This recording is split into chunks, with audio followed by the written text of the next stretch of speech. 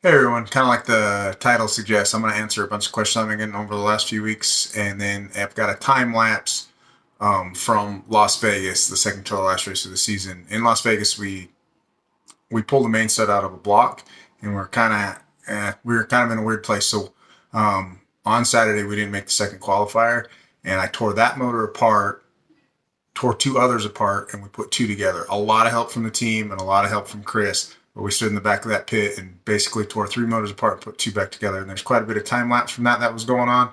Just kind of show that. But anyways, I've gotten a lot of questions over the last few weeks, so I figured we would hit some of them. Rob T asked, have you noticed any engine damage related to engine run times like staging duels? Absolutely. So the more heat you put into that thing, the more likely we are to scuff a piston, hurt a piston, pinch a ring land, a little more heat, changes the viscosity of the oil a little bit. So definitely the longer we run those things, the more likely and the more chance you have to see more damage. John Holm asked, it's forged or billet, it can't be both. Yes and no. So then I guess technically you would say what we use and what Alan Johnson makes is a forging. But then they CNC the whole forging except for the middle of the valley like you would a billet. And some people call them a forged billet. So it's really how the billet is made and then they CNC it. So a Brad Anderson is a square chunk of aluminum and they machine the whole thing from that. An Alan Johnson is forged into a rough shape, the valley in that, and then it's CNC'd from there, and you won't see any CNC marks in the valley, but that's about it. So tomato, depends on how you want to look at it, I guess.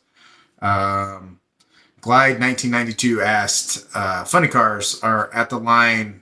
What's the module that they unplug at the last minute and dragsters don't have it? Some dragsters do.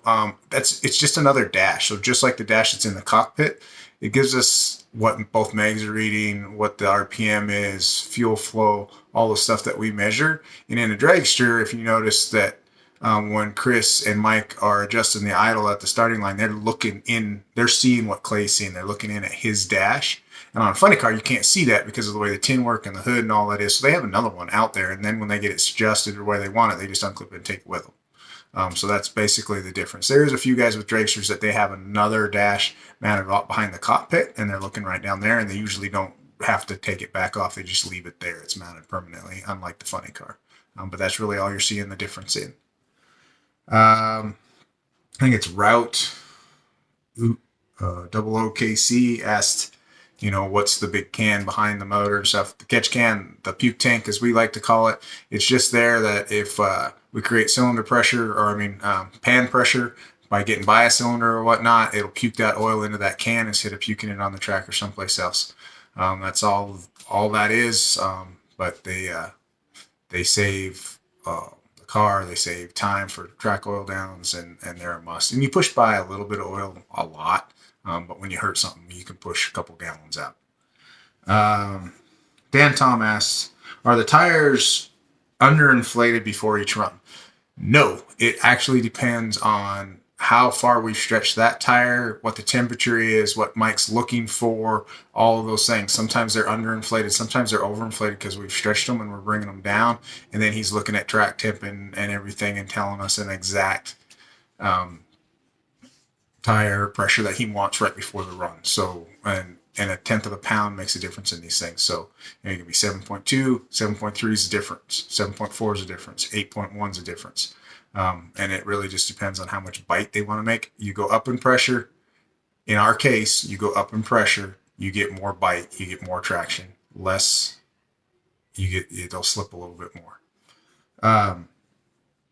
William Maz, did the head gasket blow because I can't because of crankshaft twist, advancing the ignition timing, or too much advanced, not enough horsepower? The head gasket didn't blow. The head gasket got torched revolving because it was already torching, and then it go ahead and burnt out that head gasket on the video that he's talking about. We didn't just push the gasket out; it all got torched. And I think it was, and this is just me. This isn't Klober saying this, so take it for what it's worth. I feel like we were in a lean condition, and these things act like a welding arc when they get into a lean condition. So for whatever reason, not enough load, whatnot, we got in a lean condition, and it torched through the head. Robert Carisso asked why Supercharger is set so far back. The Superchargers on these things and funny cars are set so far back because of the way that they drive air into the motor. So the way that the rotors are, they're always pushing air forward. So the further you can set it back, the more you can try to get all of the air more centrally located into the engine. So because it's always pushing air, the way that the rotors are high helix, they're always pushing air forward. So that's basically the only reason we set them back, is just trying to get more even air distribution in the motor.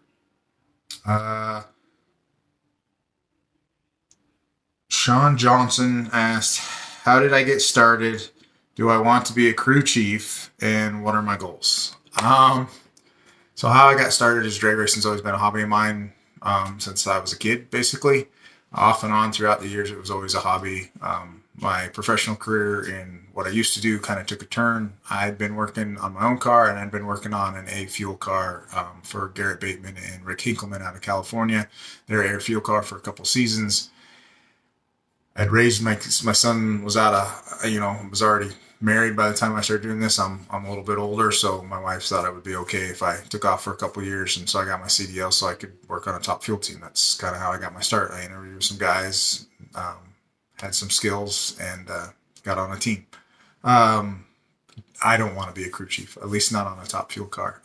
I don't have the years of experience that it would take. I'm not going to be out there for the years of experience that it would take to get the expertise that I feel like you need to be a good tuner. I don't know enough about clutch. You could spend years being just in the clutch to have enough base to be able to be a good crew chief. Smaller stuff, maybe some alcohol stuff. Yeah, I've got some stuff that I would like to do, and do some more tuning and stuff with that. My goals in racing, I don't know. I take it one day at a time and see what comes. I now work at a full-time job at a machine shop here locally that we build some really top-end stuff, and that's taking more and more of my focus. And some of my focus is going to be taken away from professional racing. And in some aspects, we also, the owner of the shop's got a brand new Pro Mod.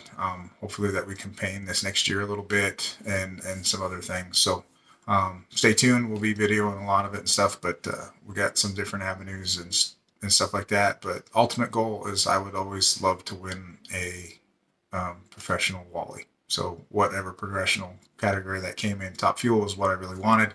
Been 3 seasons, 7 finals, and we didn't quite pull it off. Funny car, Pro Mod, if we race this Pro Mod and do well, but always hunting that Wally, always trying to win. That's what's fun. It makes going rounds. There's nothing like going rounds. So Dodgy asked, are there any young guys getting into the sport? Because all he sees is older guys tuning and stuff that you see on TV. Yeah, there's a lot of young guys in the sport. On our team alone, we have Izzy, who's 19, Blaine, who's 23, 24, Kaylin, she's under 30. So yeah, there's Jeff was on the team. He's 29, 30 years old. So yeah, there's a lot of younger people getting into the sport. Depends on how long they last. It's not an easy thing to do, to live your life on the road as much as comes with professional drag racing. And it takes a lot of experience and years on a car before they're going to let you, set the idle screws and stuff like that. So that's why you don't see them quite as much like at the starting line with TV shows, but come to a race or let them when they're showing stuff going on in the pits. There's quite a few young guys giving it a shot, and there's some talent coming up, and we encourage it. We always, since I've been on Clay's team, we have always had at least 1 or 2, if not more, really young guys on the team giving them their shot. Just whether they last or not, that's another story. But Izzy and Blaine, I know we're coming back for next season. They do a really good job. So is Kaylin. And I'm really looking forward to see what they can do with a little bit more experience. We really brought it together towards the end of the season as far as our turnaround times, and all of those things went really, really well as far as I'm concerned. And it was a joy to watch how much better we got in the last 8 races of the season. Not necessarily the car, but how better we got as far as turnaround, how easy it went, how much we could get done in a shorter amount of time by just being more efficient. So I look forward to seeing what they can do next year. And then Stephen M. asked, are there rings inset to reduce the need for a head gasket? We use head gasket for compression changes. So you're never gonna see a head gasket kind of go away. I don't think.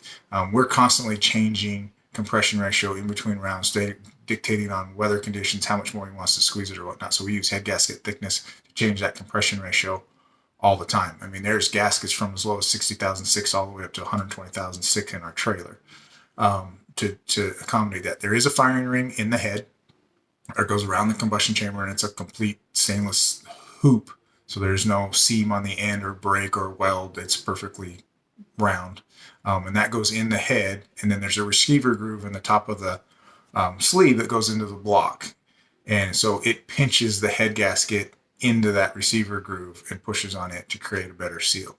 That's how we do it now. And I'm sure there's a better way somebody could engineer, but for all of our purposes and everything that happens, I don't see a better way of doing it. Anyways, that's it for the Q&A for tonight. I appreciate all the questions. Keep them coming. I appreciate all the views I've gotten here lately. It's been a lot of fun. I haven't had a ton to film and needed a little bit of a break, but keep them coming. I'll keep answering questions. We're going to get out in the shop more. And at the shop I work at, I'm filming some comp eliminator stuff that we've been working on. I just got to film enough of it to make an episode, and some dyno sessions and stuff. So we'll be making some episodes with that stuff coming up. But here, the rest of this video is basically just a time lapse of all the work that we did in Las Vegas. So appreciate you guys watching. Check it out, and we'll see you all soon. Have a great Christmas.